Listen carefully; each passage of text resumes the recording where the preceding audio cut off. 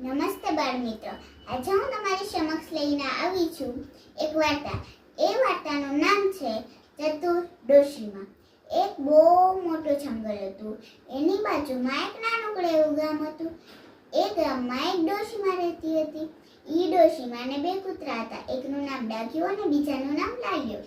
એક દિવસ એના દીકરીના ઘેર જવાનું નક્કી થયું તો એના કૂતરાને કીધું, એ બેટા લાગ્યા, એ બેટા લાગ્યા, હું મારી દીકરીના ઘેર જાઉં છું તો તમારે બે ઘર સંભાળવાનું છે. એમ કહીને એ નીકળી ગયા એના દીકરીના ઘેર જવા. આગળ વધ્યા ત્યાં એને મળ્યો શિયાળ. શિયાળે કીધું, એ ડોશી ક્યાં જાસ? ડોશીએ કીધું, દીકરીના ઘરે જાઉં છું. શિયાળે કીધું, હું તને ખાઈ જઈશ. ડોશીએ કીધું, દીકરીના ઘેર જાવા દે, તાજી માજી થાવા દે, પછી તું મને ખાજે. એમ કહીને ડોશીમાં આગળ વધ્યા ત્યાં એને મળ્યો રીંછ. રીંછે કીધું, એ ડોશી ક્યાં જાસ? ડોશીએ કીધું, હું મારી દીકરીના ઘેર જાઉં છું. રીંછે કીધું, હું તને ખાઈ જઈશ. ડોશીએ કીધું, દીકરીના ઘેર જાવા દે, તાજી માજી થાવા દે, પછી તું મને ખાજે. એમ કહીને એ આગળ વધ્યા ત્યાં એને મળ્યો વાઘ. વાઘે કીધું, એ ડોશી ક્યાં જાસ? ડોશીએ કીધું, દીકરીના ઘેર જાઉં છું. વાઘે કીધું, હું તને ખાઈ જઈશ.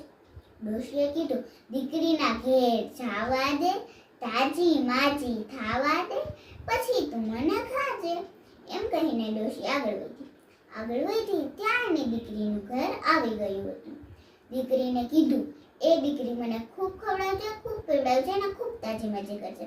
દીકરીએ કીધું, હા, હું તને ખૂબ ખવડાવીશ, ખૂબ પીવડાવીશ ને ખૂબ તાજી માજી કરીશ. તને ખૂબ ખવડાવીશ, ખૂબ પીવડાવીશ ને ખૂબ તાજી માજી કરીશ. એમ કરીને દરરોજ દીકરી નવું ખાવાનું બનાવે અને ડોશીમાં ખાય. એક દિવસ ડોશીમાને ઘેર જવાનું નક્કી થયું તો ડોશીમાં તો તાજા માજા થઈ ગયા હતા તો કેમ ચાલીને જઈ શકે? તો એને એક તંબુડામાં બેસાડી અને દીકરીએ ધક્કો માર્યો તો તંબુડું તો ગબડતું જાય. એને વચ્ચે મળ્યો વાઘ. વાઘે કીધું, એ તંબુડા, તે કોઈ ડોશીને જોઈ છે? અંદરથી ડોશીએ કીધું, કેવી ડોશી કેવી વાત, તંબુડાને મારો બે લાત. વાઘને તો બહુ ગુસ્સો આવ્યો. એણે તો તંબુડાને બે લાત ઠોકી દીધી. તંબુડું તો ગબડતું જાય. એને વચ્ચે મળ્યો રીંછ. રીંછે કીધું, એ તંબુડા, તે કોઈ ડોશીને જોઈ છે?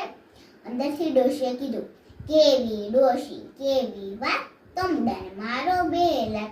એને વાઘની જેમ ગુસ્સો આવ્યો અને એને તંબુડાને બે લાત ઠોકી દીધી. તંબુડું તો ગબડતું જાય.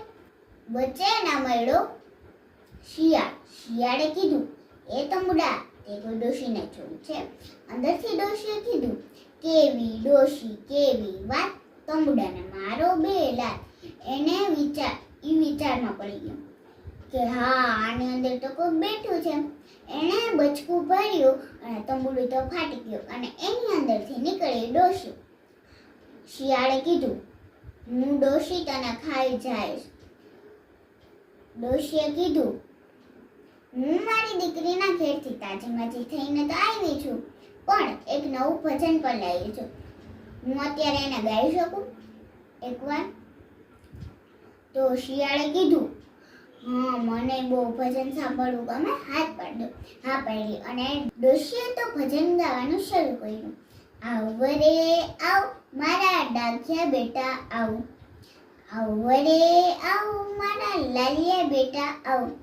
એમ કહી અને એના ઘરના આંગણા સુધી અવાજ પહોંચી અને ડાઘ્યો અને લાલિયો ભાવ કરતા જંગલની તરફ વધ્યા. એક તરફથી ડાઘ્યો અને બીજી તરફથી લાલિયો. તો શિયાળ તો ભાગવાની તૈયારીમાં હતો, કેમ કે મને મારી નાખશે તો. ભાગ્યો અને ડોશીમાં એના ડાઘ્યા બેટા અને લાલિયા બેટાને લઈ અને એના ઘરમાં પહોંચી ગયા. ખાધું પીધું